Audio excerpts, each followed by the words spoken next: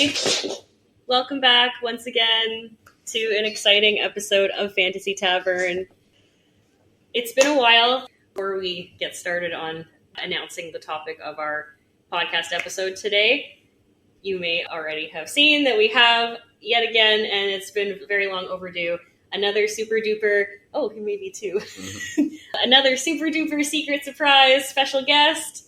And I'm very happy to finally have you here on the podcast. So I'm just going to take a second to let you introduce yourself and give everybody just an explanation of who you are, what you do, what you're into, and yeah, take it away. All right. Excellent. My name is Alex Antonori, and currently I am a day-to-day operations manager at the Moonshine Cafe music venue in Oakville, Ontario. And I'm also a musician myself, playing guitar and bass in a couple projects here locally. And amazing. Yeah. That's the way. Yeah, Alex honestly is a rock star. He is working his ass off at the Moonshine and doing everything from doing our bartending and cooking to setting up the stage to doing all the emails and phone calls and walk-ins for reservations for all of our shows, booking acts, you name it, doing all of our inventory and restocking, any kind of, day-to-day maintenance. Yeah. Jack of all trades. Master of none. But better than an expert at one. See, a lot of people forget the end. I forgot that one. But I'll just say you're master of none because it's better to make fun of you. Yes. He honestly, you wear all the hats and you wear them all very well. So, and as somebody who is also your coworker at the Moonshine currently, I can say that it's great to have you as somebody to look up to and kind of as an example of good leadership skills and just fucking showing up. And also you still manage to, again, keep up with your musical creative endeavors and like having a social life and being hi Phobos. Mm-hmm. Look who else wants to have a social life.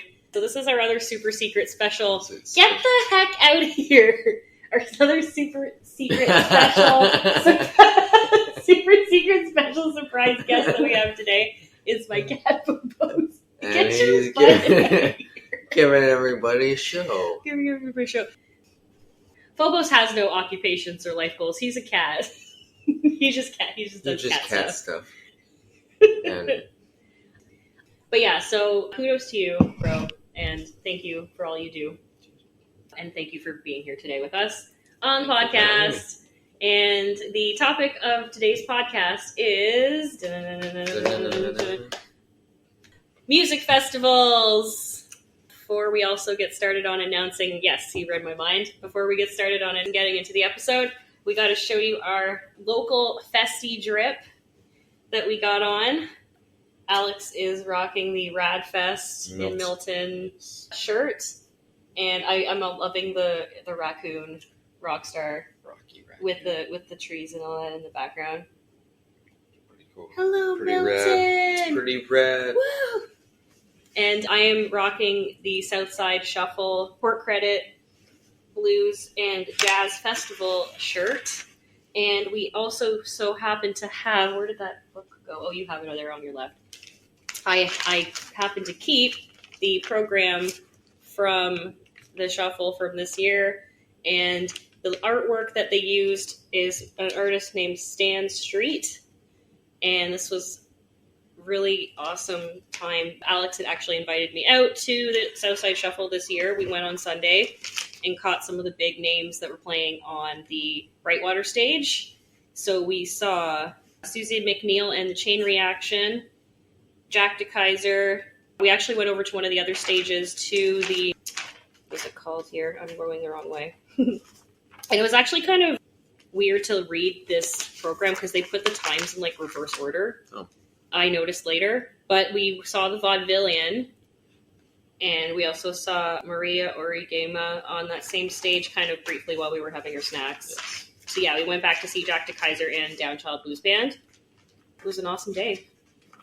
And Radfest, so who did you end up seeing at Radfest? Do you remember? or you were performing. And I guess like when you're performing there too, I don't know like how much time you have to actually see other acts and stuff. Yeah, once we finished, we did a 40-minute set with the group that I'm in, which is the Neil McNaughton Band here in Oakville. We're a local 3-piece group, and we played there last year, not this past year, as a group, and then Neil went back this past year and played a solo set. Experience of playing actually a couple festivals, right? Yes. Because you also played Kerfest. Yes, in 2019. And any other ones? No, that's it. Yeah. So we'll talk more about Kerfest and Radfest and stuff as we get into the different festivals and stuff that we're going to be discussing. So that's the shirts that we picked up and decided to wear as fitting for the topic of the episode. So we're going to discuss mostly like the big name North American based ones and then some other ones, just to keep the list down. Yes. And we only have so much time. Yeah, I am seriously going to try and keep on track today and keep this episode to like about 2 hours. And with that, let's begin the episode. So we had a little chat in the beginning about what exactly constitutes a music festival. So you can look up a few different definitions. You can look up kind of the history and culture of music festivals. And generally, I wanted to try to have it in a few different, very brief criteria to kind of exclude other things that could potentially be seen as a festival. The definition of a music festival as something that involves a general community of people. And now in modern times, that's kind of grown out into a global, international community, and a community that exists largely on the internet as well, on social media and different websites and stuff. So that's a big component of a music festival. Generally, it's a community of people that are brought together by a certain genre of music. That can very much be the case, but a lot of music festivals do showcase artists of different genres a lot of the time. So in that case, we didn't really discern those differences because so many festivals have either or going on. And then you also want to consider that there's a progression to a festival. So we excluded anything. I mean, we gave some honorable mentions and stuff like that to different ones, but a festival is usually over the course of a few days, sometimes even a few weekends. And there's even a lot of people who say that if you're not going to a festival specifically to stay there over the course of those weekends, like if you're not camping out, it's not a real festival. But we didn't really determine it based on that. We kind of did try to stick with a festival being at least 2 days or more to kind of keep it, again, a little bit less broad. Yes. There's also the component of it being during the summer, during the warmer months, being outdoors is a big part of festivals as well. Yes. I think this is generally because having things in large outdoor spaces can accommodate the most people. There's a lot more opportunity to have both more attendees and also more, I guess, vendors and different things like that, Yep. and room for the bands and stuff like that. So we also are keeping that as, that kind of took care of itself though, because I think most if not all of the examples we looked at were those criteria. They were in the summer and they were outdoors. Yes. And then, as I just mentioned, festivals, along with the music, will generally include some kind of food kiosk or trucks or stalls or some kind of vendors, crafts, artisans, people selling stuff. May or may not be related to the festival. So anything from merch to crystal necklaces to anybody's creative art. Oh, and then the last thing was the multiple stages.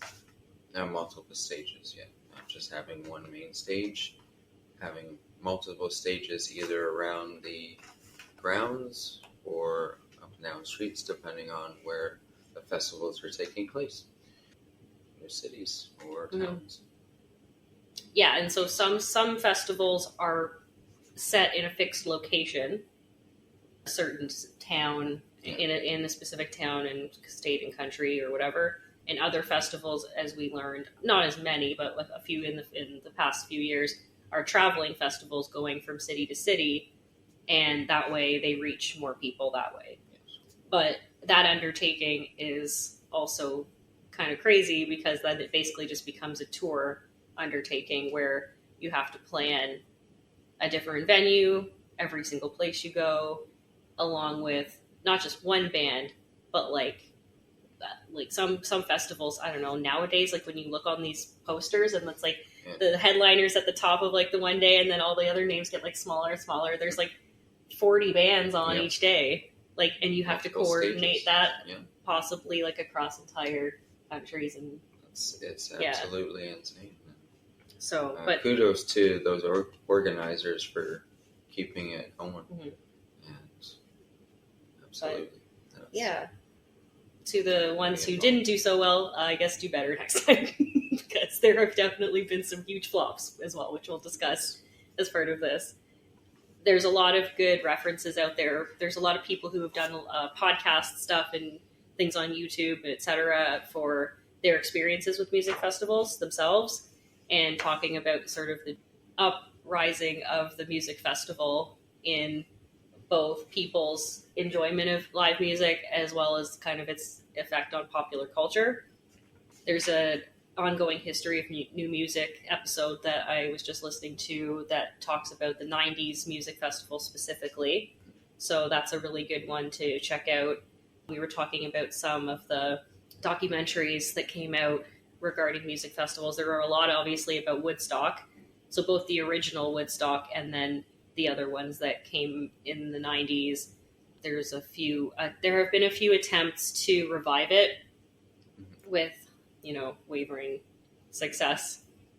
There's also a lot of positive accounts, negative accounts.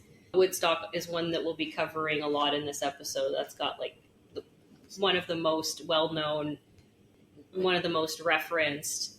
Everyone claims to have gone. Iconic performers. Thousands and millions of people going out to support and enjoy. Yeah, it's the whole idea of people coming together that they can still have an experience between the artists and the fans, as well as the fans and just the whole environment in general that they're going to be going into is so important. So some have been really successful, some haven't. That is sometimes a combination of a lot of factors, that it's people working against each other very much, but when put in those circumstances, that's how a lot of people will react in terms of certain lack of resources and being in extremely large groups of people. Consumption of alcohol and other substances. We wouldn't know anything about substances at all. Not at all. That is something we're also going to discuss, is festivals and drug culture and the experience of being at an outdoor music festival and just being absolutely tripping balls, giraffe titties high, and, that whole experience too. Does it make it better? Are there ethical issues of having drugs be so available to so many people without any sort of like safety or age checks or anything? At what point is it like making the experience worse? Right? So yeah, we'll talk about that too. And then we have a whole list of like the top most popular, well-known festivals that we'll go through. And we'll talk about some of our experiences at sort of local festivals, the Canadian content part of this festival journey.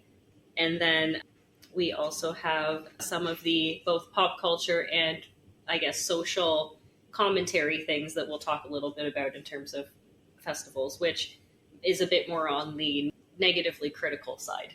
So if you want to do the honors of reading a little bit about one of the very first music festivals, among other things, but it's cited as one of the first music festivals on record. Yeah. I have a little bit about that. So, sometime founded in the 6th century BC, Pythian Games were one of 4 games of ancient Greece. They were held in honor of Apollo at his sanctuary in Delphi. And they were held in Delphi every 4 years, 2 years after the Olympic Games. And we know the Olympics has been around for a very long a time. long time as well. Different events that were taking part in these festivals. There was a lot of music from various artists and writers, and poetry and musicals and art, different creative arts, dramas, paintings. And then in the end, they would do prizes and, give back to everybody there. Everybody gets an enjoyable afternoon or evening, And that's the first origins of the music festival as a competitive endeavor, where people are doing it for awards and prizes, which we don't necessarily associate with a festival anymore, but those festivals also exist. Way back in ancient Greece. Our next. We established kind of the competition of versus entertainment. In this case, even though you're having a competition, you can also have an entertaining experience as a spectator and as a participant. But as we see music festivals now, thank you, it's kind of more of the purely entertainment value. These are already established artists. They're we're assuming getting paid some kind of fee to participate in these big festivals, paid for by the attendees, by advertising and product deals and all this other stuff, plus backing from various other who knows where sources. And we have that sort of competitive aspect not really associated with it as much anymore. But also not only musicians and artists that have mastered the craft, but the artists that are either just starting out or have been playing for a long time. Having an opportunity to start and playing on a stage anywhere is very honoring to those that don't get the chance to do so. To also spread your music to a lot of people in one space that either have never heard of you or being introduced to you for the first time or second time. Mm-hmm. Having these opportunities, playing on any stage, is a great honor, speaking as a musician. And so thank you. And then imagine in this case you have to wait how many years until the next one? Yes. So you're now we understand a festival is going to be happening every year annually. So in this case, you got to wait it out. So you got to be really committed, and then that gives everybody that much more time to improve and get better at what they're doing, I guess, when you think about it. Yeah, and most, if not all, either, it takes a year, at least a year of planning. As soon as it happens, everybody that was involved start planning for the following year, or how to everything's kind of in place, but you gotta start all over. We were talking a little bit here about the Bayreuth Festival, and then another thing about the early types of festivals is that they focused a lot on classical music, which obviously it's going to focus on the pop, which is popular music of the time. Yes. Back then it was classical music. A lot of Canadian-based festivals here. We looked up a grand performance of sacred music, the Handel Festival, the Wagner Festival. A lot of them originated in Montreal and Quebec City. One of these early festivals was even where the first performance live of O Canada happened. So that was a very significant moment in our history. The Heritage Minute. And then we also have the Atlantic City Pop Festival, which was one of the first early popular live music festivals. We also have to think about, with Europe and the rest of the world, although there is a connection, Europe's festival going experience and ability to kind of withstand multiple days of being outdoors, often camping overnight, subsisting on very little rest and food, being able to stay awake to see like multiple bands on multiple stages, and every single year doing it all over again. We're kind of, I think, still just catching up on all of that, really. We have a lot of big name festivals that have really cropped up in the last few years, and I think that it's really now solidified in pop culture way more. So now we're going to move to, obviously, clearly, because you all should know this, because if you don't, you're silly. No, I don't know. That's why we're all here. We're here to learn. That's what you're saying. We're going to learn ourselves so much interesting stuff. I'm going to learn so much interesting new stuff as well. But the reason that I wanted you to be here for this too is, though, we may not know about some of the different festivals and like the origins. Mm-hmm. I think like you have a lot of musical knowledge of artists, and both know so many people who have been to all these different festivals and performances over the years. So this is definitely why I think you'll have a lot to talk about in terms of that. And also, yeah, like you were mentioning before, some of your performances and attending of all that stuff, different shows. An experience all within itself. Mm-hmm. Some of them are positives and some of them are just understanding and learning. It might not go the way you think it will go, but at the same time, it is a learning lesson for everybody. Communication is definitely key. We all continue learning how to communicate with one another. Makes everything a lot smoother in the end.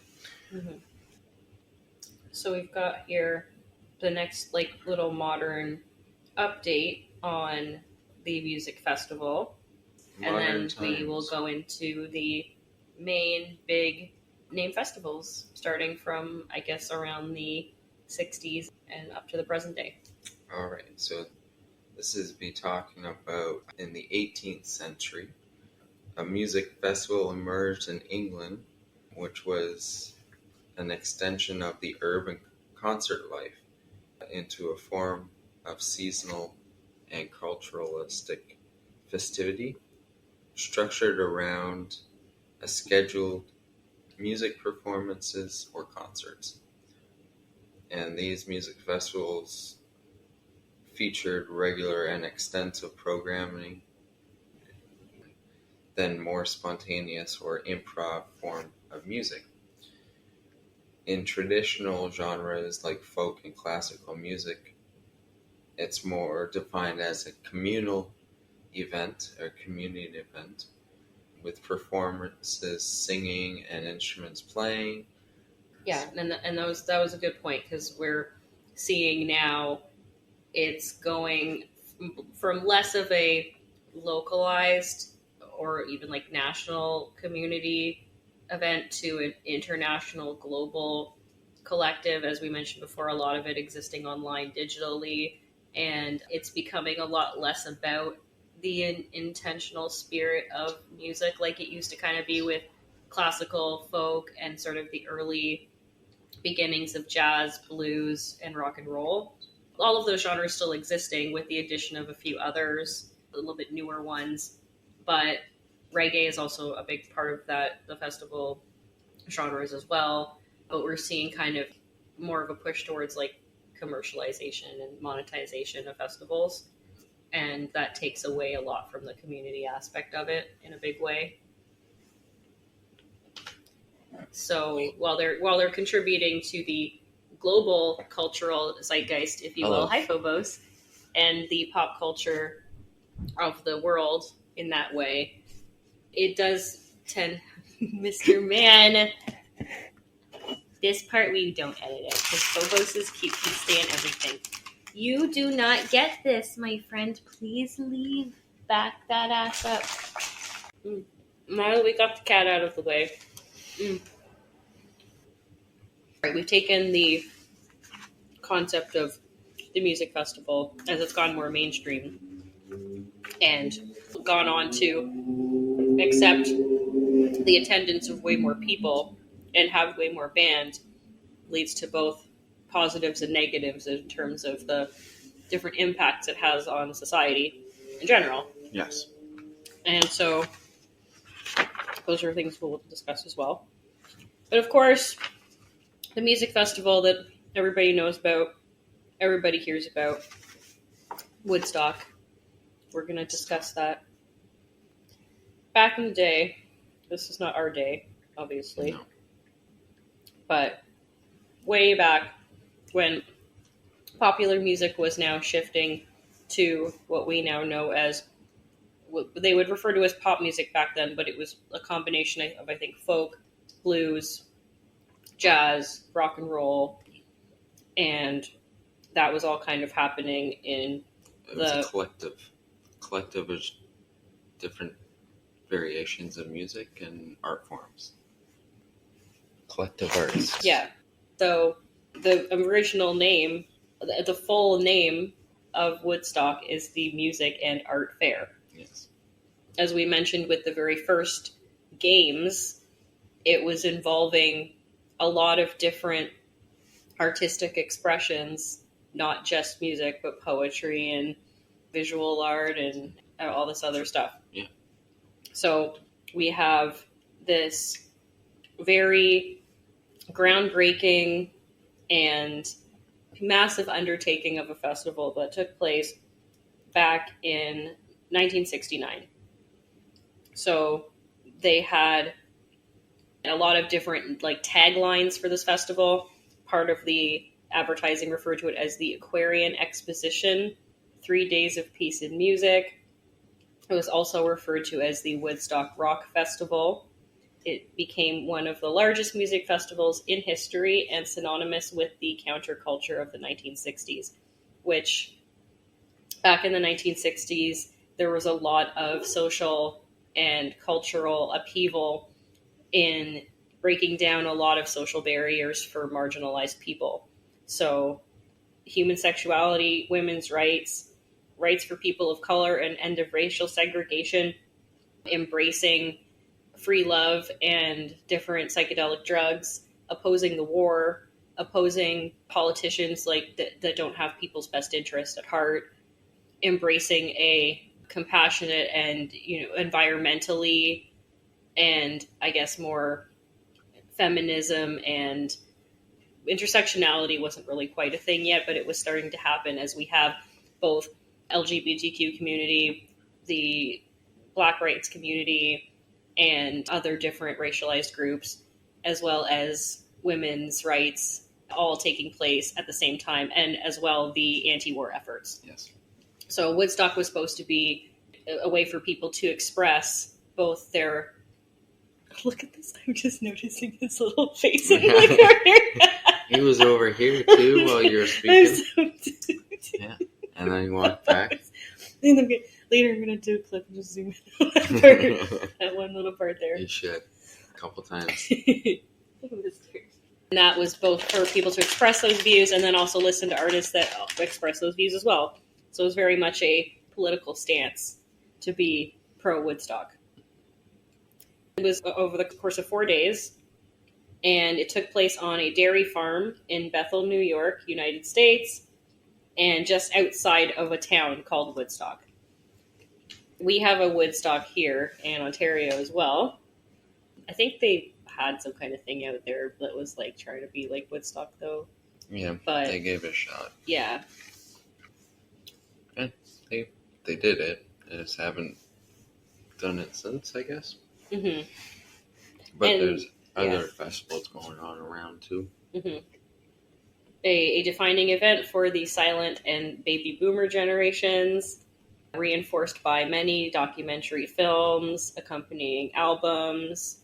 Obviously, Joni Mitchell wrote the very famous song Woodstock, and Crosby, Stills, Nash and Young, also Matthew Southern Comfort were covering that and had hits with that song. And Rolling Stone obviously is very much covering the events of Woodstock and listing it at the top of their defining moments, life-changing rock and roll groundbreaking moments.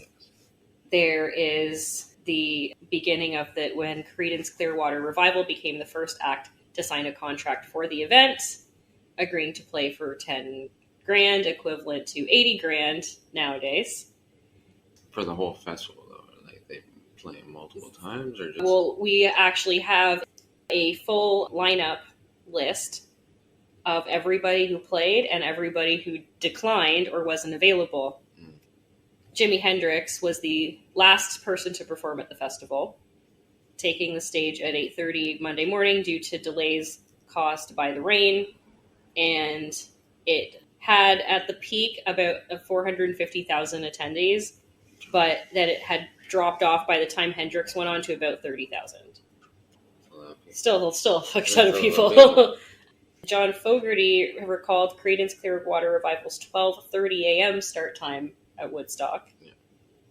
And so, yeah, this was a very intense festival. And think back to when it took place. So they didn't have any of the digital technology that we had back then as festivals were coming out, like back when we were kids and teenagers and up to now. They had different infrastructure. They had all different concepts of what was reasonable for a festival to be. Like nowadays, somebody going on at 12:30 a.m. seems absolutely unheard of to me for behavior at a festival. That seems like so crazy to me. They still go. It's usually out in the middle of a field, right? So they're not disturbing anybody. Just one massive party through the night and through the early wee hours of the morning, and then there might be a small break, but usually just keeps going. Especially so here. You had to have staying power, right? Yes. To attend this shit. We assume that people were flying helicopters. Yeah. So it says here, a remarkably peaceful event given both the number of people and the conditions. There were 3 recorded fatalities and 1 tractor fatality. Some people claim to have given birth at Woodstock. Some people claim to have lost babies that they went to Woodstock with. There were 742 confirmed drug overdoses. Seems like a very specific number. Yeah. Anyway. Estimated. Let's say approximate estimated. So I'm assuming that maybe drugs involved were a way to kind of both enjoy the music and put up with maybe subpar conditions while attending and potentially staying overnight. And so we have a full lineup. So this says here, the very first artist to perform at Woodstock on Friday, August 15th was Richie Havens at 5:07 p.m. This was actually an artist that got moved up to perform first. There was another band that called Sweetwater who were stopped by police en route to the festival, and some other artists got delayed coming in on the freeway. So there's also stories about, like, you see the humongous lineup of cars and service vehicles and all these different things trying to come in and out of the festival. It's completely jam-packed, blocked in. Some people would actually just start getting out of their cars and just walking in, and it's just completely, like, shut everything down. Joan Baez concluded, who was went on at 12:55 a.m. and was 6 months pregnant at the time. So MIA, Rihanna, all these ladies who performed pregnant, Joan Baez walked so you could run. So let's just all remember that. They were not doing anything new. Cardi B performing pregnant. These guys aren't doing anything new. Joan Baez and everyone else was just still doing it back in the day. Everybody does it. We do. They do. Play, continue forward for the love of the art. No. Yeah, exactly. Have that, virtuoso musical performance, and I can do all of that completely prego. No big deal. No worries. So we also have Quill performing on Saturday, August 16th at 12:30 p.m. So the first block was from Friday to Saturday because it started Friday and like overlapped into Saturday sort of thing. And then we have Saturday into Sunday, Sunday into Monday. So from Quill, we have, oh my God, there are so many good people on here. I'm just going to run quickly through this list because I'm catching names and I'm like, or do you want to?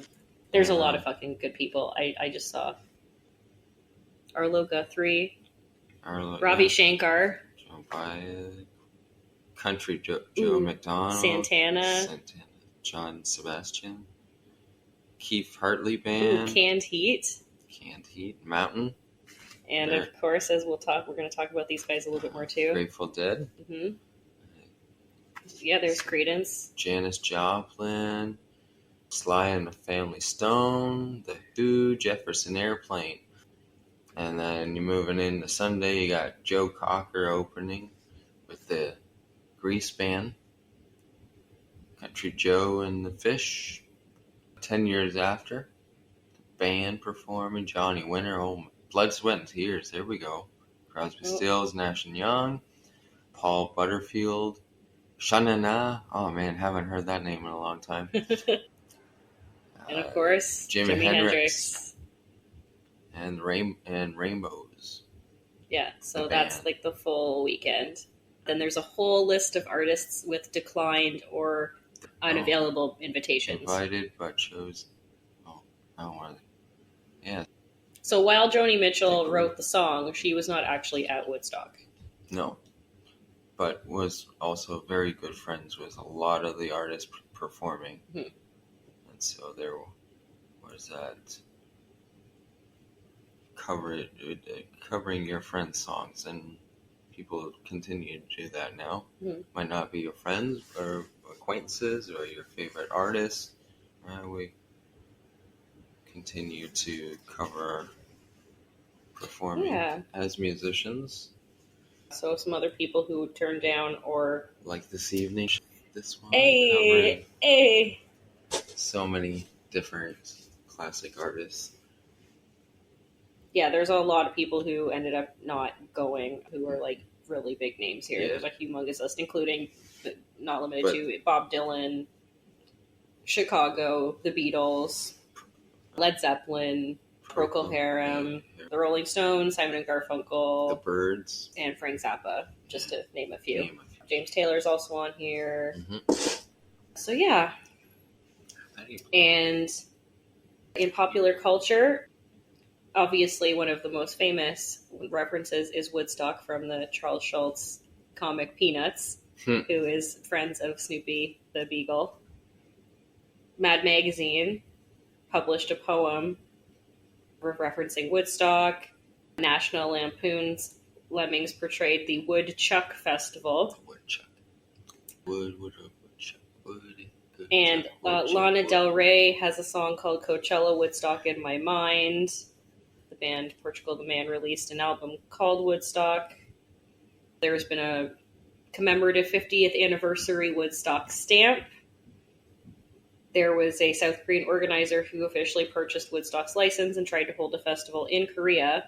There was a lot of controversy due to insufficient preparation in the process of preparing for this festival, and it was eventually canceled. So we're going to see that a little bit as we continue talking about the festival thing. We've also got a few, again, as we're saying, flops of planning and some little bit controversial things that have happened within festivals. So just with Woodstock alone, I'll just continue quickly with some of the stuff to do with Woodstock, because there were other Woodstocks that they tried to do after the launch of the first one. They're all separated into different years. Attempts were made to prevent people from visiting the site, since it was someone's actual farm. There were a lot of lawsuits that were filed against the Woodstock Ventures corporations. There's been a 40th and a 50th anniversary celebration. This was in the first one. The 40th was the largest assembly of the performing alumni since the original 1969 festival. I'll go quickly to some of the newer Woodstocks. Woodstock 94. That was the 25th anniversary. That one was met with mixed reviews. It was trying to, over the course of slightly about the same amount of time and organized by some of the same people, the original spirit. It was estimated at about 350,000 people. There were once again some deaths that were confirmed there. Notable performances from that year. We've got Live, Violent Femmes, Aphex Twin, D-Light. Joe Cocker was there again. Blind Melon, Cypress Hill, Rollins Band, Melissa Etheridge, Crosby, Stills and Nash, Nine Inch Nails, Metallica, Aerosmith, The Cranberries, The Band, Primus, Salt and Peppa, Arrested Development, Allman Brothers Band, Mavis Staple, CeCe Peniston, Spin Doctors, Porno for Pyros, Bob Dylan, oh hi Cat, Peter Gabriel, Gil Scott-Heron, Green Day, the Neville Brothers, Santana again, Jimmy Cliff's All-Star Reggae Jam, featuring Rita Marley, Ika Mouse, and Shabba Ranks, which I think he's a little bit controversial performer, but yeah. Okay. Woodstock 94 has been referred to as Mudstock, the rainy weather, which has plagued, I think, like all of the Woodstocks. Rain or some kind of water turning things into mud, maybe not actually mud, as we'll talk about in a second. So that was a very infamous mud fight during Green Day's set. Red Hot Chili Peppers were also there. Guns N' Roses were asked to appear but declined. Johnny Cash was also invited but declined, as well as Alice in Chains. They had to pull out because of Lane Staley's continuing drug problems. Todd Rundgren had a multimedia performance in the festival's Surreal Field several times, and Nirvana had been pursued to perform at the time. Once again, due to Kurt Cobain's health, they pulled out, as well as Lollapalooza. So then we move to Woodstock 99, which is the subject of a couple documentaries. So some of the documentaries about Woodstock that you can check out are called Trainwreck, Woodstock 99, Peace, Love, and Rage, and Surviving Woodstock. And if you want to learn a little bit more about maybe the dark side of that festival, because yes, like there was definitely a spirit of peace and love and creativity and artistic freedom. And the community aspect was still there in some sense, but there was definitely, especially leading up to the more present day, a lot of controversy and some issues that caused a kind of a not great association with Woodstock. Yes. So we have here Woodstock 99. This was held in Rome, New York. And this was held on an Air Force base this time. This was about 220,000 attendees. And MTV was covering this time exclusively with live coverage available on pay-per-view. Mm-hmm. That's first kind of sign of the capitalisming in the course of music festivals. It was marred by environmental conditions, overpriced food and water and sanitation, sexual harassment, rioting, looting, vandalism, arson, violence, and several deaths. It has been described as one of the most notorious, I mean, we'll talk about some of the other a bit notorious moments of festival culture as we go through here, but it was a combination, I think, of the amount of people and just the lack of planning to accommodate all of those people. It resulted in people not having enough hydration and not enough food and not enough access to actual working proper showers or any sort of like supply. Yeah, well, the water supply and just the sanitation aspect was not there. And a lot of people also contribute the enthusiastic encouragement of the bro frat culture at this iteration of Woodstock to be a big reason as to why, unfortunately, some of the more aggressive side of the fans came out. You do see it in some of the performances, but I think that a lot of the people who were starting to gravitate to some of these acts were younger white men who had a lot of issues to get out, and unfortunately they were all there in the same place at the same time, and things took a turn for the worse. But it wasn't just that. It was a lot of people were provoked to certain behavior, I think, as well, because they didn't have access to adequate things that they needed. Yes. And that didn't help. So, including not only the food and drinking and sanitation, but again, emergency services in case something were happening, and security and all of that stuff. So, going to Woodstock 99, a risky proposition, but there were some really big acts there. Red Hot Chili Peppers, Metallica, DMX, Limp Bizkit, Korn, Alanis Morissette, Kid Rock, Creed. It seems like very chaotic, like a very eclectic mix of bands at this point. Yes. Really, it's trying to cater to everybody and everything. A lot of big names throughout the 90s. But yes, Offspring. Mm-hmm. Offspring. They had a good set. There were some booking conflicts that had a lot of people who were not able to come through. Rage Against the Machine is probably one of the bands that people remember most from that. Yes. Kid Rock, Korn, and then strangely Sheryl Crow and Jamiroquai. So, like something for everybody. Exactly. So you'd think that things would have gone off without a hitch. Everyone's just kind of listening to their own shit, doing their own thing, enjoying and loving life. But notable moments from that: Flea walking on stage naked, Fred Durst kind of complaining, and this was kind of at the point where things were really starting to get a little dicey. Yes.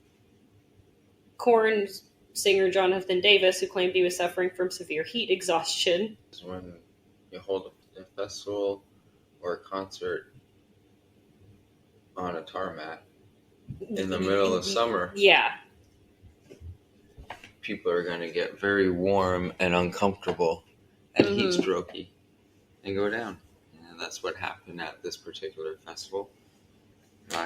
People kind of commented water, on the vibe of it being on a Air Force base being very ironic, considering the general initial vibe of Woodstock, which was very anti-war. So that whole thing first, and plus it's like it is outside, but it's also still very much enclosed. Yes.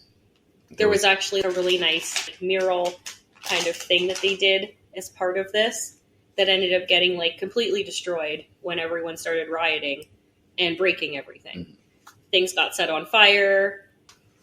As we mentioned, there were many reports of women being inappropriately touched, groped, even full-out rape, and that is just crazy to think that people are doing this out here and just because they can all get away with it, and how in the moment getting wrapped up in a very energy-filled moment that people are, that's the decision you're going to make, that's what you're going to choose to do is disgusting to me. Kid Rock, we don't claim Kid Rock anymore. He was launching into a tirade about Bill Clinton's scandal with Monica Lewinsky, to give you sort of to date this particular festival a little bit. So you kind of saw all the stuff that was going on at the time. So in addition to the oppressive heat, as you mentioned, the facility was not conducive to a temperature regulating environment. There was overpriced and lack of items working in tandem to create a really bad situation for people who did not adequately prepare, and also weren't really allowed to bring a lot of their own stuff in either. Yeah, so everything got checked or thrown out or taken away. There were many cases of trench mouth and trench foot. Mm-hmm. This was because attendees were jumping into mud pits that started becoming apparent all over the grounds because the toilets and showers became unstable and overflowed. And also between all the water on the ground mixing in with the water from the toilets and a bunch of people urinating and defecating just straight up on the ground because they had nowhere else to do it, this started all mixing together into the mud. So when people were jumping into these mud pits to cool themselves off and also try and have some fun jumping in the mud, what they didn't realize is that it was poo! That's been nasty. That's just nasty. That's nasty, Peter. That's poo. That led to the trench mouth and foot E. coli contamination. there was extremely lackluster security. A lot of people who were initially hired as security who went in there kind of just like fucked off and did their own thing and weren't even doing their jobs. Yeah, so there's if you want to read more into that, I think that kind of wraps it up for Woodstock 99. You get the gist of that. You have to go right now. Yeah, that's cool. So let's pause it here. All right. Peace. Hi, everybody. So, unfortunately, Alex had to go. There was somebody who called in sick at work, and he had to go and start getting ready to head in for the night. So we chatted, and I decided that I'm going to just finish the episode up by myself. Good thing I have my other super secret special surprise guest. Not really super, he's in like every episode. You already know the Phobos, the Phobus, the Phobtiste, the Phobine, the Ween. So I guess you're going to help me finish this episode out. Now, where did we leave off here? So, we finished talking about Woodstock as we talk about basically the most iconic of all of the music festivals that came into existence. And we have a little bit of a explosion of music festival, both prominence and then sort of an infusion into pop culture. And so we have, after and around the same time as Woodstock, Newport, Summerfest, Monterey, Altamont, and those were all sort of the initial festivals that we had going on here. Also, a very not as talked about festival, but definitely worth mentioning, the Harlem Cultural Festival. That is often referred to as the Black Woodstock. So this took place between 1967 and 1969. This was a celebration of African American music and culture. And this is also chronicled in a documentary called The Summer of Soul. The location of this would be Mount Morris Park. There were a lot of big acts that were secured, including Nina Simone, B.B. King, Sly and the Family Stone, Chuck Jackson, The Fifth Dimension, Gladys Knight and the Pips, Stevie Wonder, Mahalia Jackson, among many others. Many community activists and civic leaders were prominent at this festival, including Jesse Jackson. There was a combined attendance of about 300,000 people. And there was specifically for a concert for the Sly and the Family Stone, the NYPD, after refusing to provide security, their job was taken over by members of the Black Panther Party. And there's over 40 hours of festival footage. There is a lot of unreleased footage, and some of it ended up making it into the documentary, but there's still so much that we haven't really seen. There was a 50th anniversary festival as well. There were proposed events to take place in the future. There was a shortage of funding that has plagued this, so it's kind of the big reason why a lot of these festivals end up not really having the turnout, and also the backing by independent people not existing is a big reason why festivals don't survive and don't do well. And one really seems to affect the other. There are a lot of different places where you can look into this particular festival, but that one documentary is a really good one to check out. Going through the years, as we were saying before, the festivals kind of morphed from the earlier popular music of the day. It started to just lean more towards newer rock and roll and pop music, as well as electronic music. We started to see a lot more of emergence of EDM festivals. And with heavy metal emerging as a very popular music genre, those took over. There's a huge metal music festival scene in Germany and Scandinavia. There's a lot of really important acts that take place there. So And then there were also some specifically, we have like black culture, blues, jazz, R&B, funk, soul, reggae, etc., hip hop coming into some of the newer versions of festivals. Of a lot of rap and hip hop artists that get a lot of exposure from festivals nowadays. And because of that sort of thing, we also had emergence of festivals that were geared towards women's music, giving prominence to female artists, women artists. So many women, they were at Woodstock, they were at some of these bigger festivals, but there's so many people that we could have probably seen and were not represented because they just weren't approached, because it was not really at the time advisable to have too many women on the roster, as it were. Things were so much more of a challenge still for women being accepted, not just music, but just in culture and in society in general. There was still so much discrimination. So we've got Lilith Fair as one of the big examples of one of those beginning festivals. And then another one I wanted to talk about that was referenced here. So one of the big pop culture references that I remember, which is what we were just watching, Alex and I forgot to discuss this with him while he was still here, but going into some of the information about what we were watching, the episode we were watching before we started doing podcast, Simpsons. It was season 7, episode 24, I want to say. And it was the Hullabalooza episode called Homer Palooza. The episode centers around Homer trying to convince his kids that he's still cool and relevant.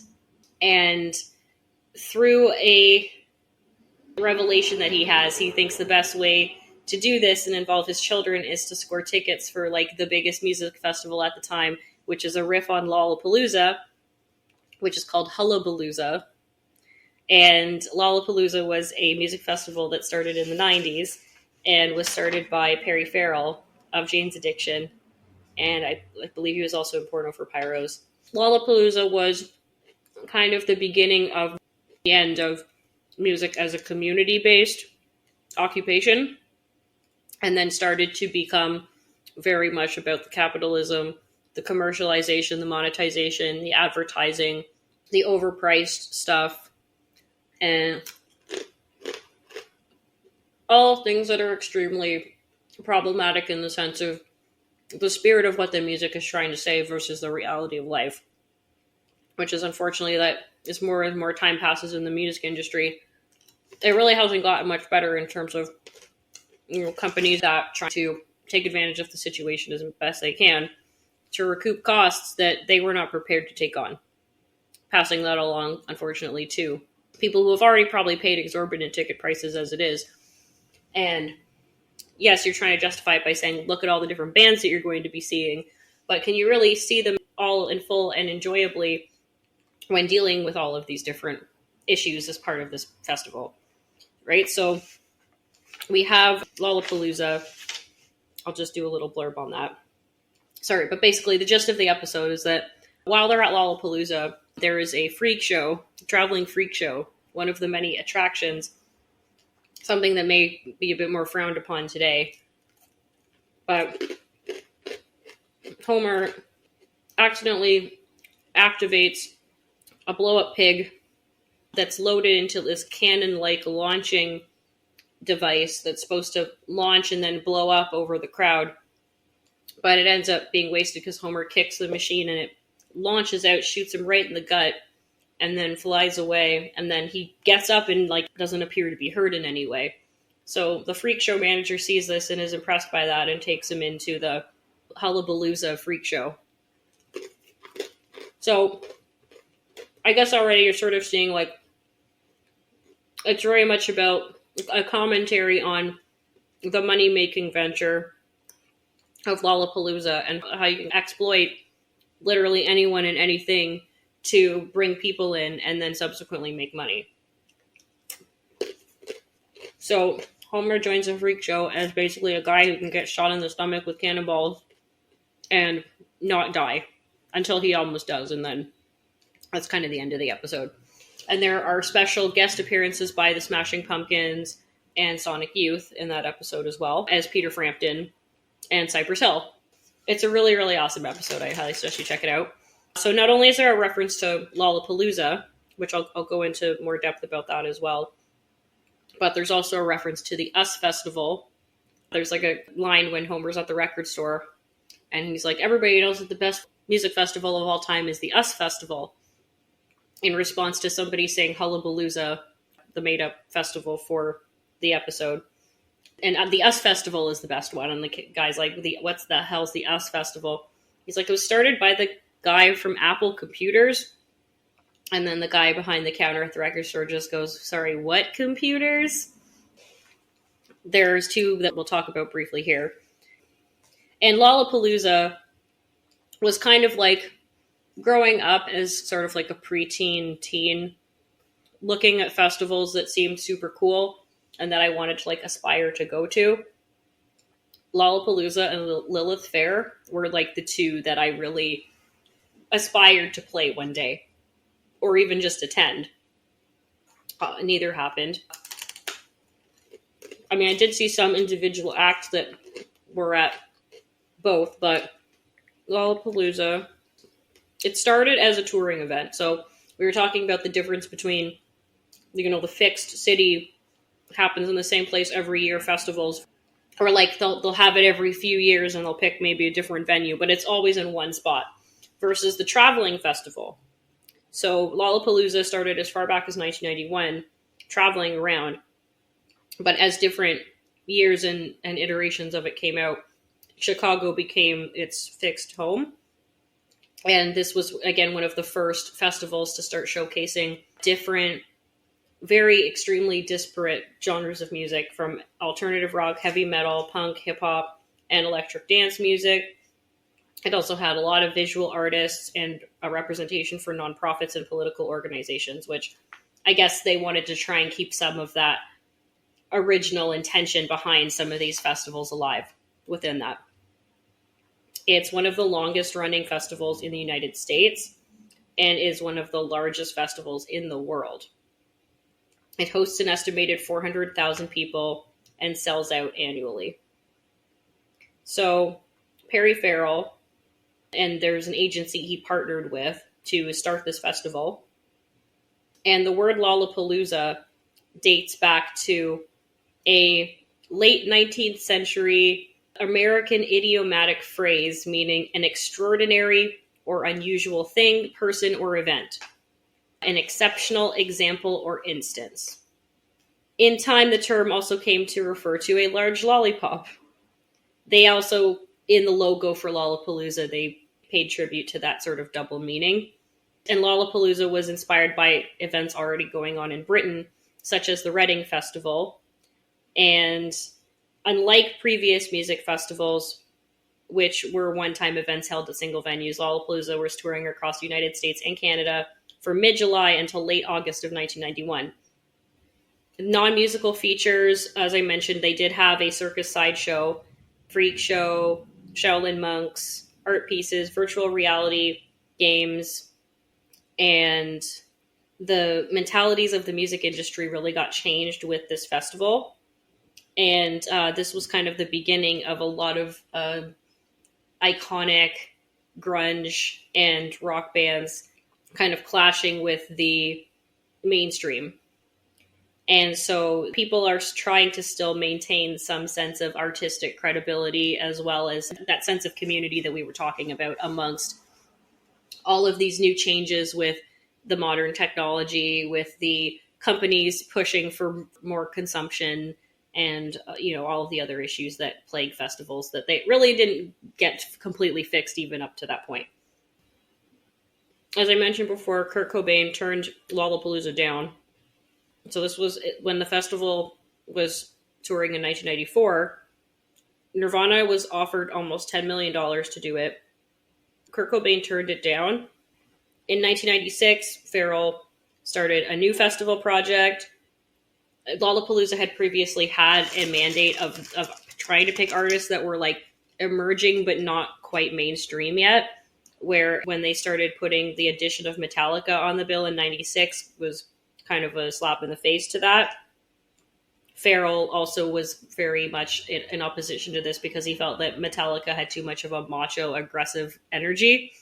Even though like there were other metal artists that were allegedly there, so I'm not really sure like if speaking to that was really accurate. But I guess maybe he just didn't like Metallica.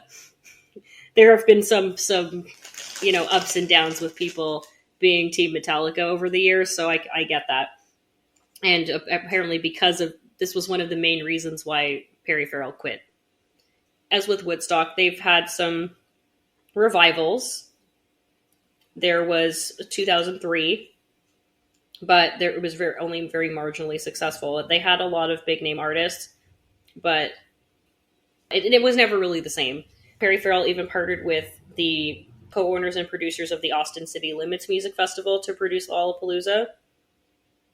Then it basically, that around the 2005 mark is when it started to finally, is when it finally started to rest in Chicago and was basically kind of stationary there since around that time. Due to the COVID pandemic, the festival would now be renamed Lolla 2020 and feature a virtual broadcast. Please get off the table, my boy. Thank you so much. There's spin-off events that took place. Kidsapalooza, Purimpalooza, a celebration of the Jewish holiday of Purim. Trying to promote alternative music, but corporatizing it and basically exploiting it.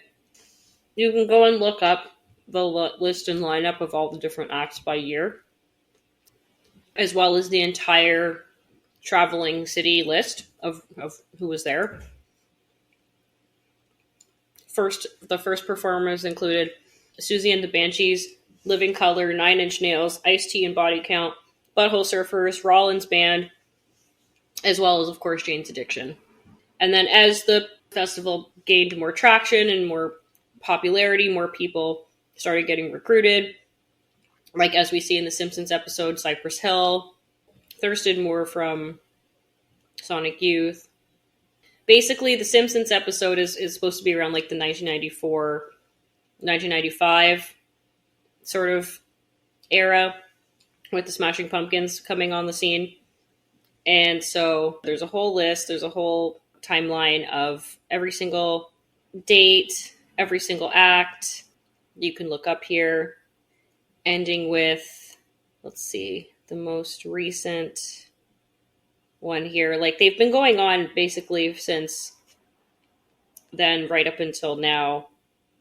They also had a Lollapalooza Brazil, in addition to the other ones I mentioned in Chicago and elsewhere.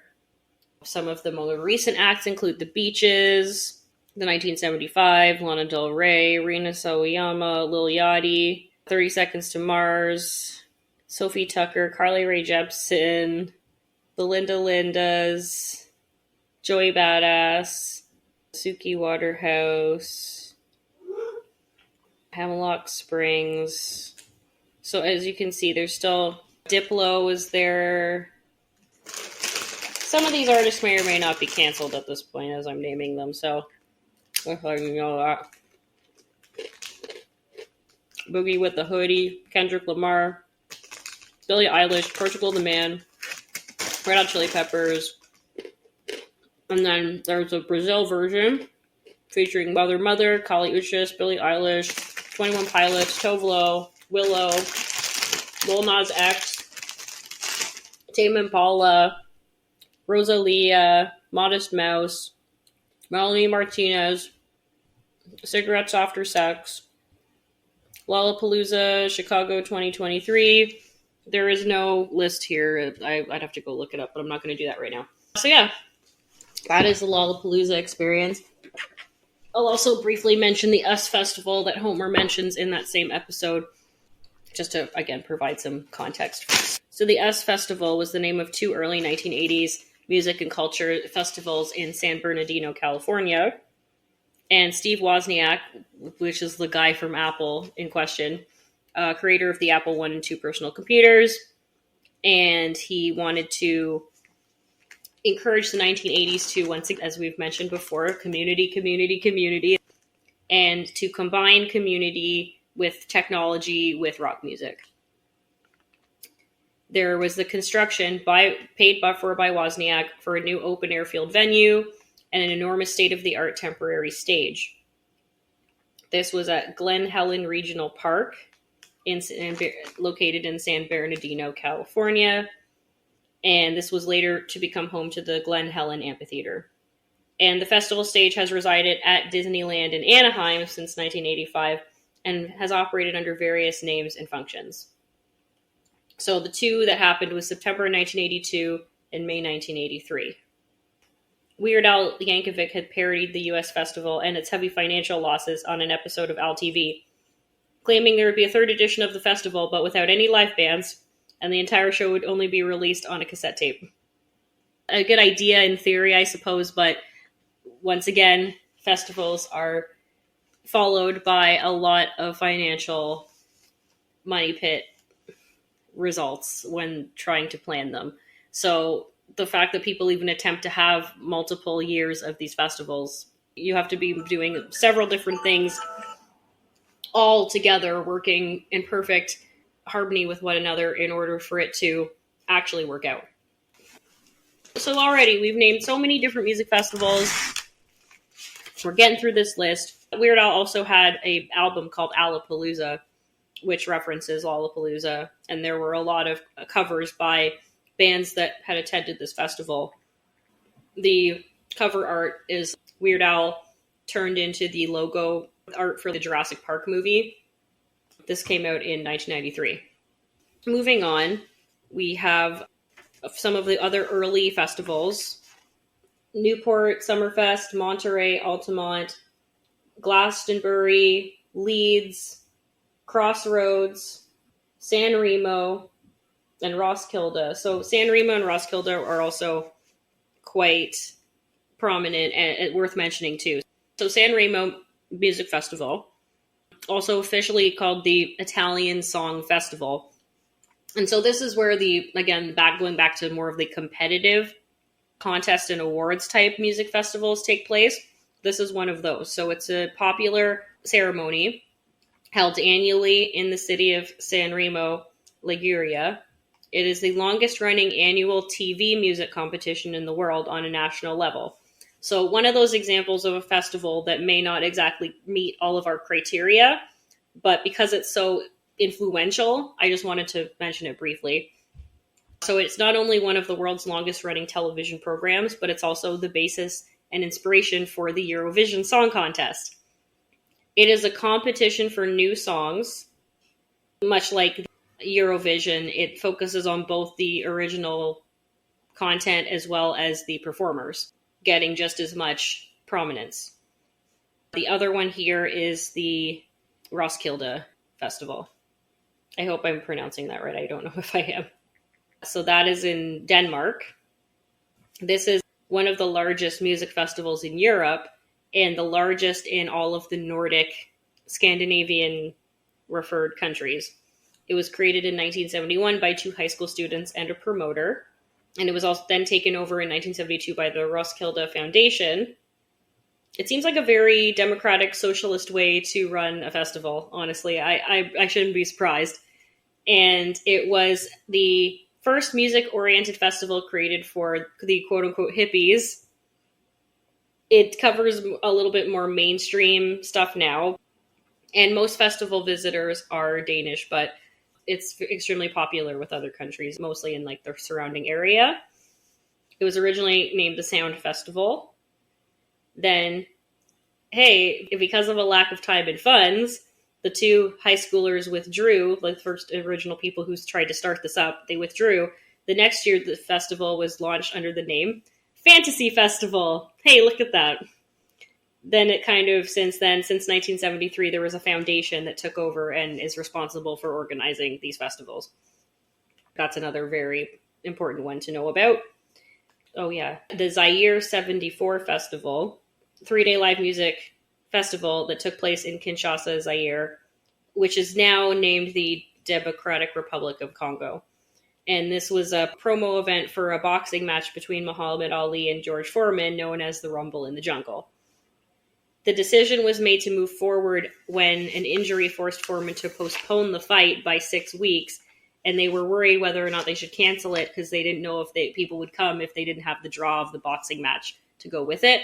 But they decided to proceed, and 80,000 people attended.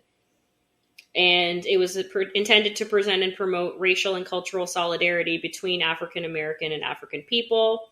There were a lot of top R&B and soul artists and blues artists from the United States, such as James Brown, Bill Withers, B.B. King, and the Spinners. There were also a lot of prominent African performers, such as Miriam Makeba. If you are on TikTok or Instagram or any of the social medias that have been going around where you see like any kind of music that goes viral on different videos and posts, Makeba by Jane, it was very much played out in the last few months past and was on like every single clip of literally anything that was on the internet. So that is actually the song, the lyrics that of the entire full song, because you only really hear the clip chorus of that. So Miriam Makeba was a very famous African musician, performer, and activist. Also, Zyko Langa Langa, Teapot Jazz, and Tabule Rochereau, as well as Celia Cruz and the Fania All-Stars. This was also promoted by Don King as part of the build-up to the fight. There is a documentary called Soul Power. This will contain a lot of concert footage from that festival. So that was another one I just wanted to briefly mention. Some other recent festivals in the years leading up to now include, I already mentioned, Leeds, Reading, Bonnaroo, Coachella, which I'll talk about in a bit more detail in a moment. Reggae Fest, Rolling Loud, Lilith Fair, Warped Tour, the Four Chords Festival, Bourbon and Beyond. Also a lot of, as I mentioned, electronic music festivals that have come up, such as Veld, Lost Lands, Tomorrowland, as well as Ozfest. We were going to give some honorable mentions to festivals that aren't necessarily about music, but do have a large musical component, such as Burning Man, or even locally here, Hamilton Supercrawl, where it's more an art and artisan vendor festival, but they do have, especially at the very end, the big Supercrawl concert with all the different acts.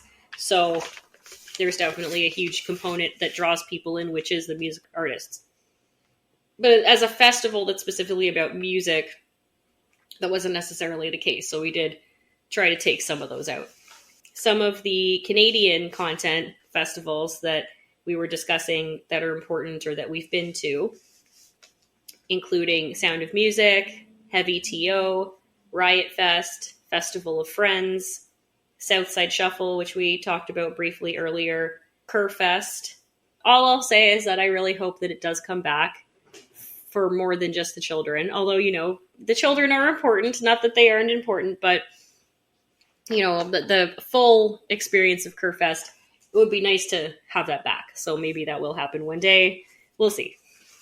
And we also have the Kitchener Blues Fest, Rad Fest, which we mentioned, which we were trying to decide, as we said earlier, on whether or not there was a single day festival, whether or not that counts as a festival. So, but we did include Rad Fest, the It's Your Festival, which I think was extremely short-lived, the Winter Folk Festival, Strawberry Fields, Havelock.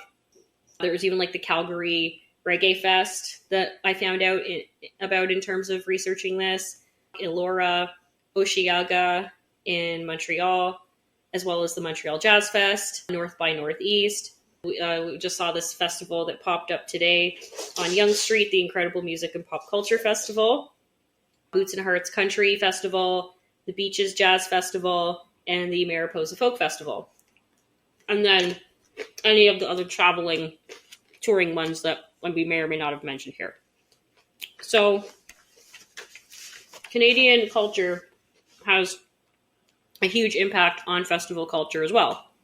And so many of our artists get exported to the States to take part in all of that different culture as well, and into Europe. So we have a very healthy history of our artists, or artists that really enjoy coming to Canada and taking part in all of that. Oh, the other thing I forgot to mention about Woodstock. So another very famous pop culture reference about Woodstock takes place in one of my favorite movies, Wayne's World 2.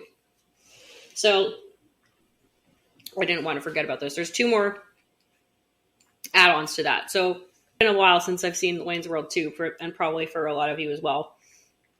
But this is the sequel where Wayne falls in love with Cassandra.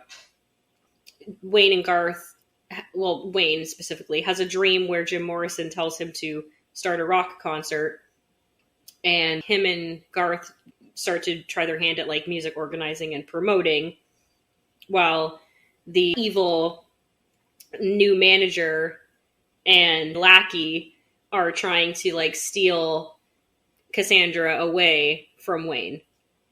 Basically, the dream, and there are a lot of references to very famous bands and artists and some cameos. Woodstock is the result of this, I guess, sort of like weird dream that he has. They hire a roadie, a former roadie from Woodstock, but they, again, are having trouble booking artists. Tickets get sold for Woodstock, but none of the bands that they wanted to have perform actually show up. And Garth is like abandoned at Woodstock to try and keep this angry mob of people in check, while Wayne goes to disrupt the wedding of Cassandra to somebody else, reminiscent of the scene in The Graduate.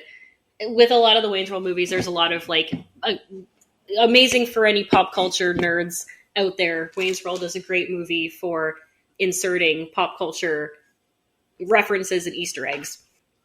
A lot of other references to Woodstock and popular culture, but those are just some of you that I initially saw and wanted to make sure I mentioned because they were important to me as in my formative years of growing up, among all the other festivals that as a kid I grew up and like saw and really wanted to take part in and never felt like I could because I was too young or didn't have the money or had an overprotective parent or, I wasn't cool enough. But I've had lots of different opportunities to attend other festivals as I got older. Oh yeah, and then I just wanted to mention some of the heavy metal festivals that have become popular in recent years, such as the German festival Wacken, Sweden Rock, and 70,000 Tons in Miami. Now, before we move on to some of the social issues that have to do with music festivals, sort of more of the areas where festivals are actually being detrimental to both society and the environment, etc., more than they might be beneficial. We also now have a few top 5 controversial festival moments. Starting with an old school example, the official full name of it was the Altamont Free Concert, also called the Altamont Speedway Free Festival. This was supposed to be advertised as a Woodstock West on the other coast in Tracy, California, at the Altamont Speedway. This concert festival was in 1969, and the event is remembered for its use of Hell's Angels as security. It's in considerable violent activity. 3 accidental deaths, a stabbing death, 2 by a hit-and-run car accident, 1 by LSD-induced drowning in an irrigation canal, several injuries, stolen cars, abandoned cars, extensive property damage. But the lineup was fire. That's a little foreshadowing to another festival we're going to talk about in a second too. But anyway, the fire lineup concert featured Santana, Jefferson Airplane, Flying Burrito Brothers, Crosby, Stills, Nash & Young, with the Rolling Stones taking the stage at the final act. Grateful Dead were scheduled to perform, but when they heard about the increasing violence at the venue, they dropped out. Where everything went perfectly wrong is how it was described by a staffer at Rolling Stone. There is a documentary, as with most of these music festivals, it's called Gimme Shelter, and there's a lot of footage from that in there. The situation started deteriorating over the course of the day, there is actually Mick Jagger biographer who wrote in the Mick Jagger Everybody's Lucifer book. The Flying Burrito Brothers was like the only time that the crowd seemed to calm down, but otherwise they were just like up to some shenanigans. This was not made better by the aggressive retaliation by the Hells Angels. The crowd had toppled one of their motorcycles. Then the Angels were becoming more aggressive, including towards the performance. Marty Balin of Jefferson Airplane tried to intervene, jumped off stage, and got punched and knocked unconscious by an Angel during their set. And then when their guitarist, Paul Kantner, sarcastically thanked the Angels for knocking him out, one of the Angels took hostage of their microphone and then over the microphone argued with them about this. Stephen Stills from Crosby, Stills, Nash & Young's set was reported to have been stabbed in the leg by a stoned-out Angel with a sharpened bicycle spoke. There were numerous fights erupting by the time the Rolling Stones took the stage between Angels and crowd members and within the crowd itself. There was a delay as well with performing because Bill Wyman had missed a helicopter ride to the venue. By the time they took to the stage to begin their set, between 4,000 and 5,000 people were jammed to the very edge of the stage, with many attempting to climb onto it. While Woodstock is known as the Peace and Love Festival, Altamont sort of started to say that it was the beginning of the end for hippie era.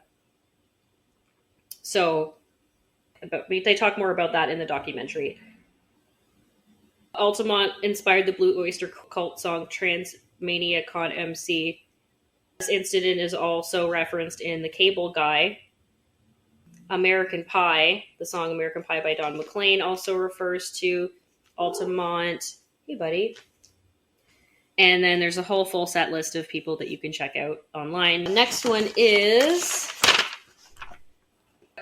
we have is, we already talked about Woodstock at great length, so we won't go back to that. There was Festival Express, which I wanted to mention briefly.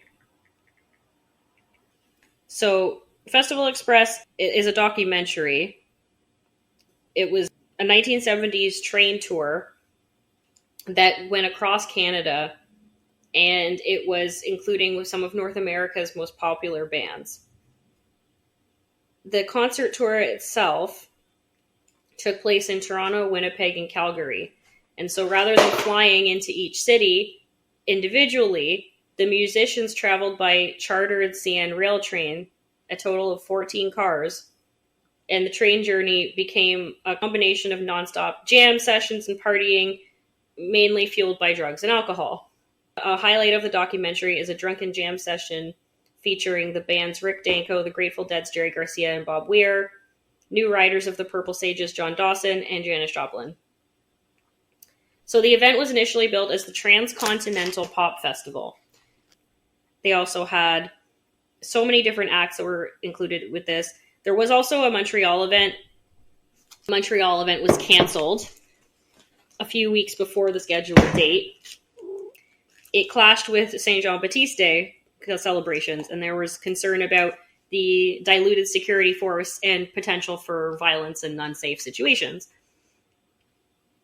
The tour ultimately began in Toronto, and there was actually a big controversy about the Festival Express was the fact that this was, again, one of the first examples of exorbitant ticket prices.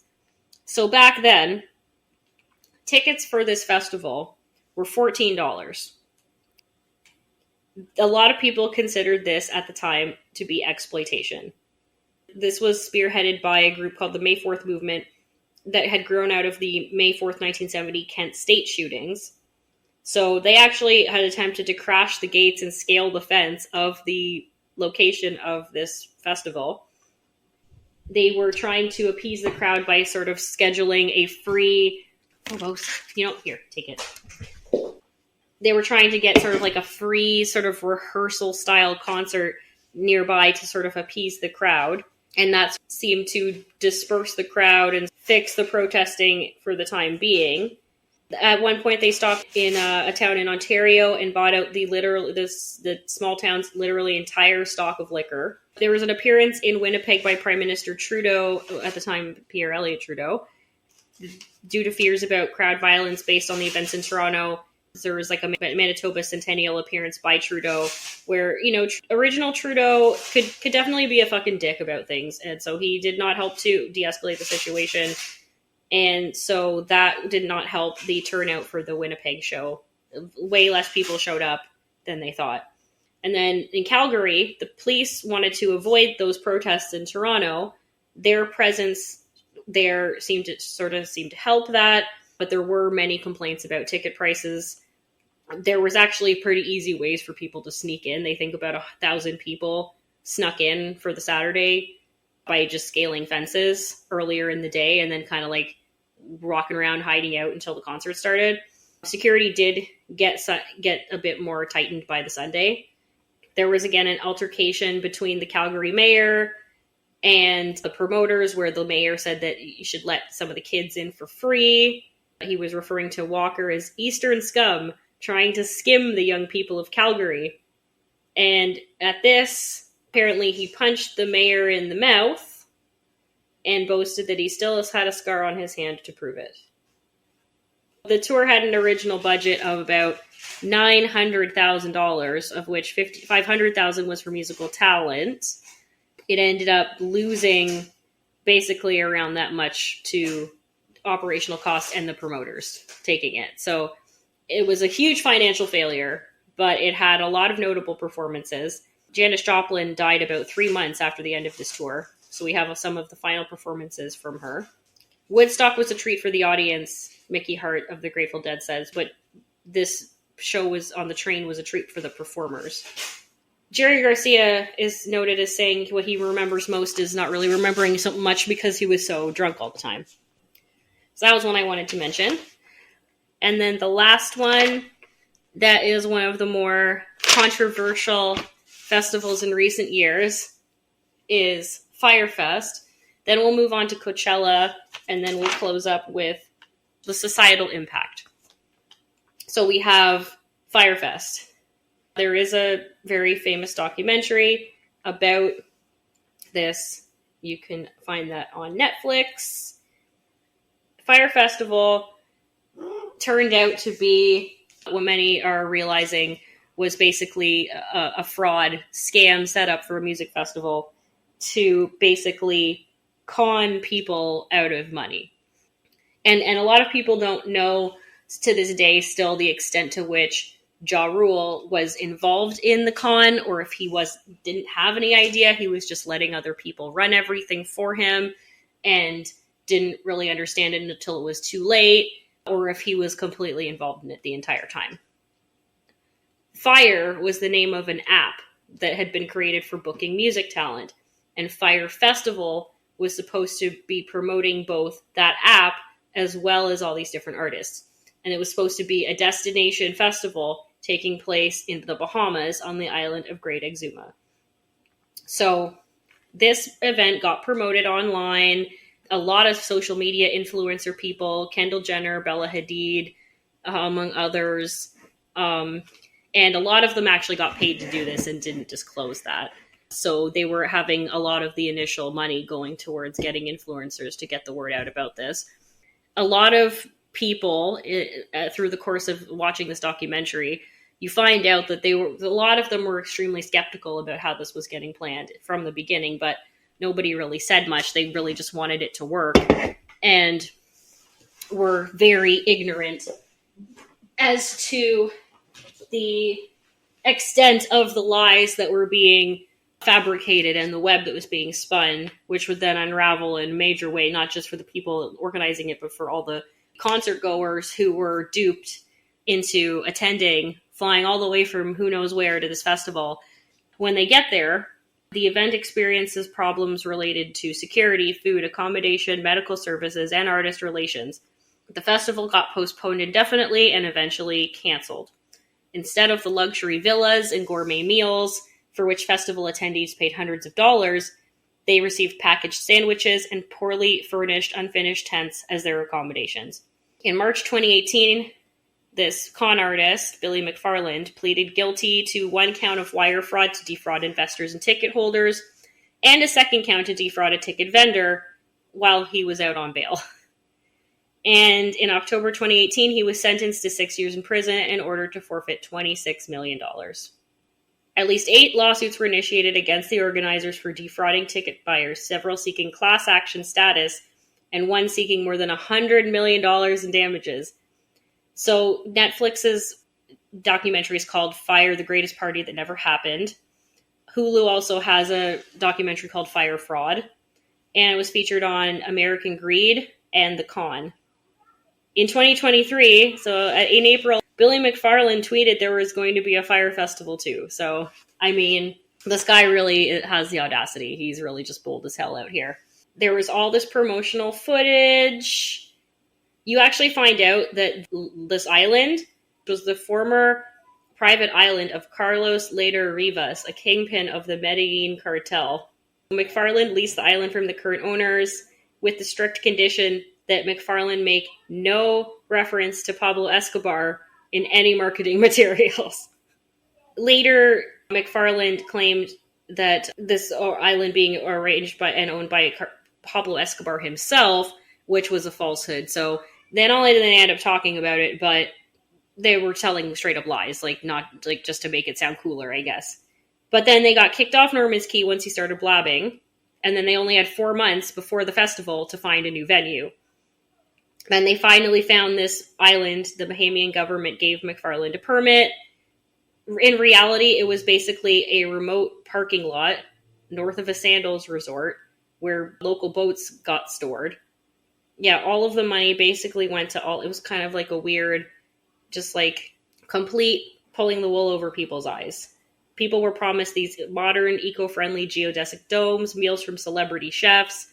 Lineup had 33 artists on it at one point, including Pusha T, Tyga, Designer, Blink-182, Major Lazer, Disclosure, Migos, Race Rummer, K-Tranida, Lil Yachty, and among others. They were still promoting the other island at one point right up until the end, and then finally, by the time that the festival was supposed to go on, 5,000 tickets had been sold. There was an air service hired to charter people going in. They were promoting local seafood, Bahamian-style sushi, a pig roast.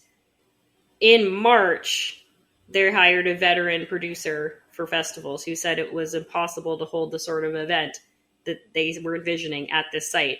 He assumed they were going to postpone the event, and he was giving them suggestions and stuff like that up until the end, but they decided to just go ahead with everything as planned. Even though there was a deal that fell through with Comcast, they had a loan of $500,000 they were expected to pay back within 2 weeks.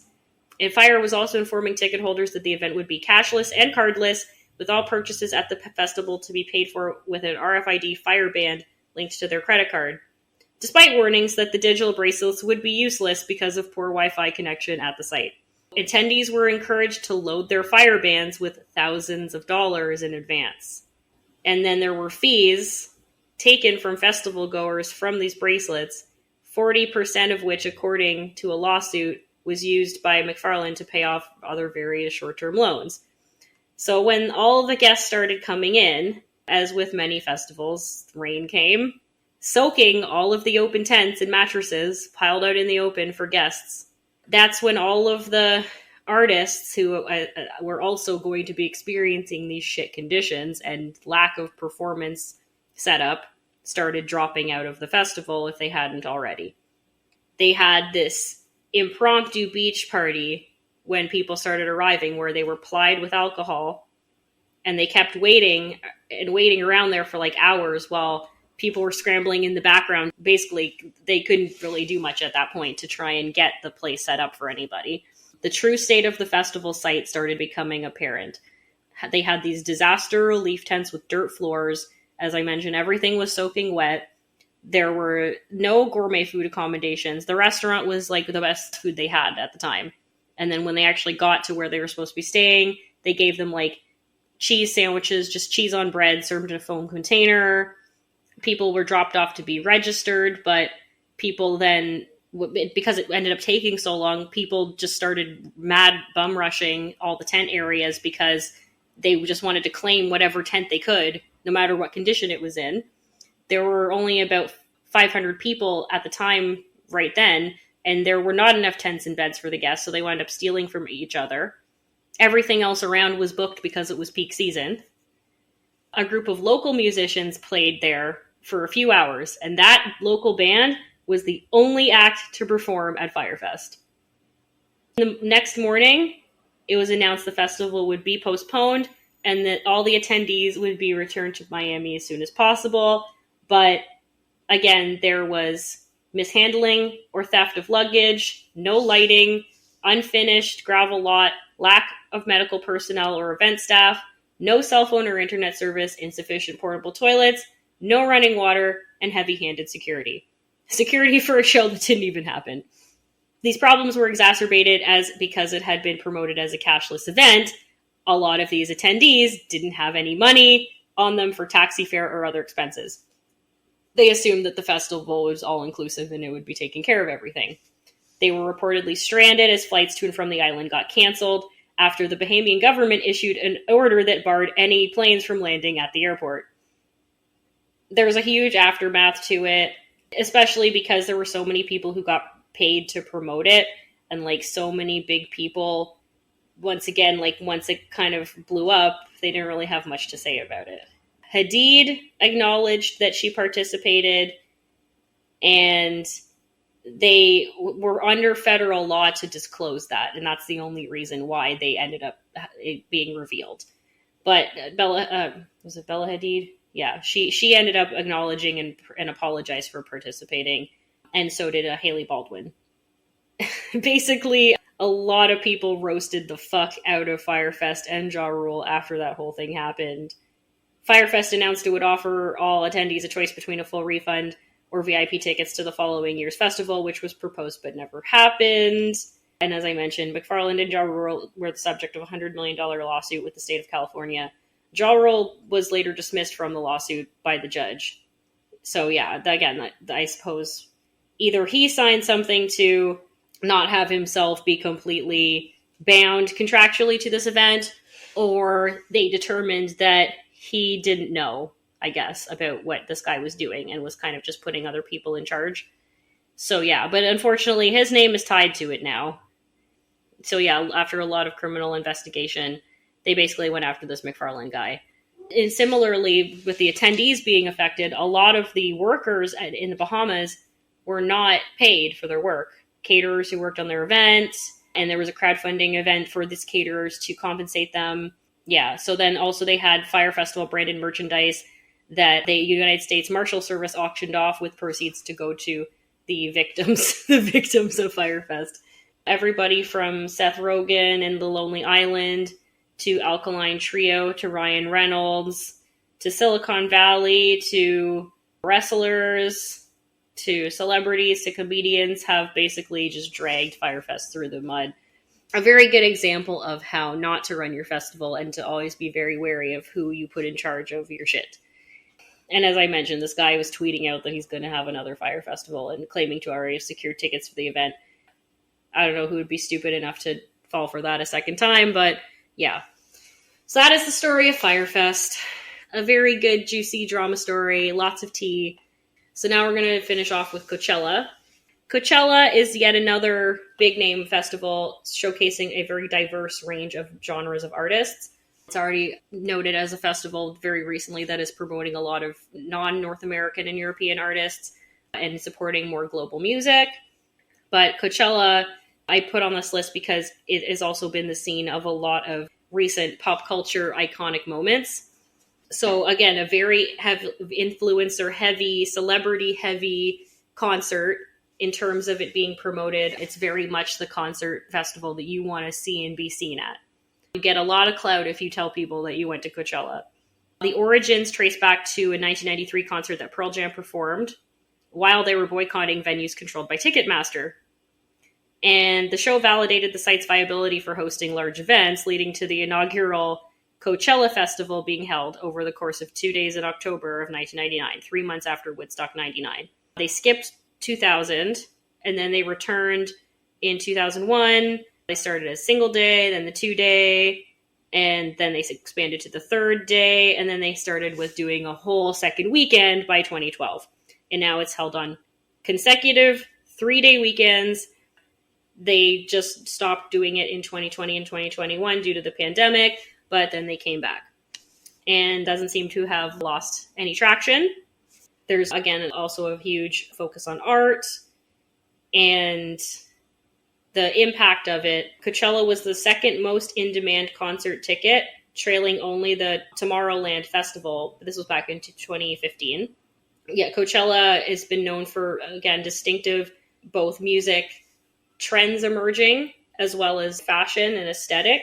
A few things have been called out at Coachella in recent years about festival goers wearing certain things like Native American or other cultures' ceremonial garb, headdresses in particular, that when it is not the appropriate time or place to do so, and when they're not, in fact, Native American or from that race or culture.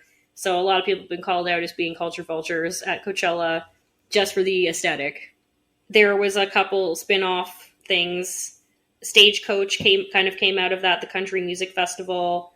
There was the Big Four Festival, and that was a metal festival. There's also Desert Trip, which is a little bit more older rock acts like the Rolling Stones, Paul McCartney, and Bob Dylan. And so some big events at Coachella. Of course, we now associate Coachella with Beyonce forever. Baychella was a whole vibe.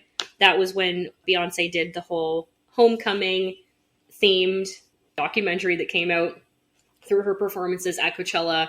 And homecoming draws very heavily on college marching band and, athletic color guard sort of and dance team culture in the States. A lot of this is featured very prominently at historical Black colleges and universities in the States. So Beyonce was paying a lot of tribute to that. The Coachella had a lot of love for Beyonce, and this was kind of solidifying her, making her relevant once again, and kind of transforming her into a trendy artist once again. We also have appearances by Snoop Dogg and, of course, the infamous Tupac hologram. We have Prince's cover of Creep, which is one of my favorite Coachella moments, and the very widely cringed at Madonna-Drake kiss, which I think in the moment even Drake looked like he was cringing at. Although later he said that it was a moment he won't forget, and like to be able to share that with Madonna was great. But in the moment, it didn't really look like that's what he was thinking. Anyway, for the most part, Coachella is regarded as a positive experience. And Coachella is sort of now being promoted as, along with Rolling Loud and, as they mentioned, Tomorrowland and some of the EDM festivals that are out there, as one of the big name festivals to watch out for if you want to be on anybody's radar as a music artist, and if you want to be taken seriously as any kind of music influencer. If you're a celebrity and you want to appear cool and trendy, you go to Coachella. But of course, Coachella experiences all the same problems and criticisms that other festivals have, such as overpriced tickets and products that are at the festival, where it becomes less about the music and more just about like going just to say you went so that you can be cool. And that sort of leads us into some of the other social issues to do with festivals. So social media promotes all these festivals now as this like amazing, euphoric experience every single time and makes it look so amazing. But it's really only going to be amazing for, the majority of the people who can really go to a lot of these concerts and festivals nowadays, which is like the very wealthy, or people who get access to them through these, work and influencing options that they have. So for a lot of the normal and like less affluent of us, this dream of going is not attainable. And we've had both very groundbreaking, iconic moments from artists, but also some very problematic moments from artists at Coachella.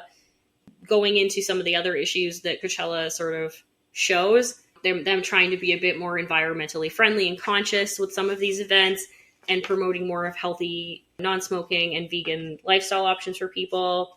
And, trying to promote a bit more of a safe drug use, because festivals are associated a lot with drug culture. And sometimes that does result in injuries and overdoses and fatalities. as we've seen with what we were talking about with certain festivals like Altamont and Woodstock 99, violence and abuse runs rampant throughout a lot of festivals. A lot of it is just mob mentality. And again, like we were talking about earlier with Alex, being in a situation where drugs and alcohol are involved. And honestly, some people are just pieces of shit. And when you're in a crowd and there's more anonymity and like strength in numbers, as it will, unfortunately, people can get away with doing that stuff a lot more with no repercussions.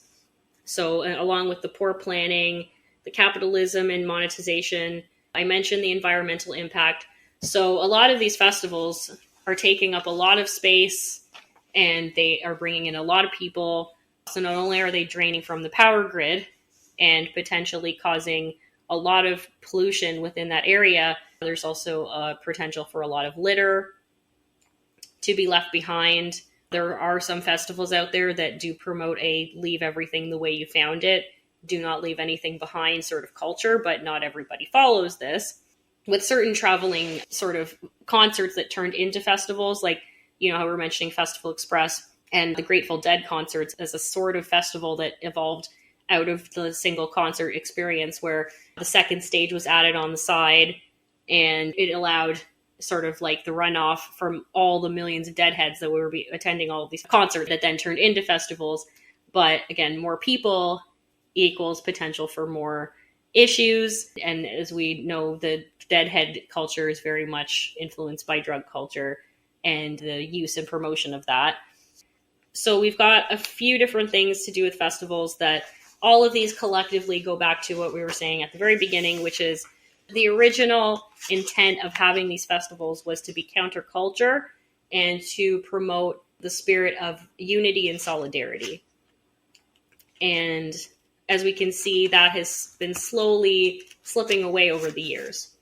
Now, I don't know if we're ever going to be able to get that sort of thing back. I think you do sort of see that a little bit more at the local music festivals that you might go to. So if there's anything I suppose I could suggest is don't just go to big name ones where you are going because then you can say it's like this life-changing experience. But you can also have a very life-changing experience at a local festival. You're going to deal with a lot less headaches. It's going to be a lot less expensive. And then that way you can support local artists instead. It's just as important.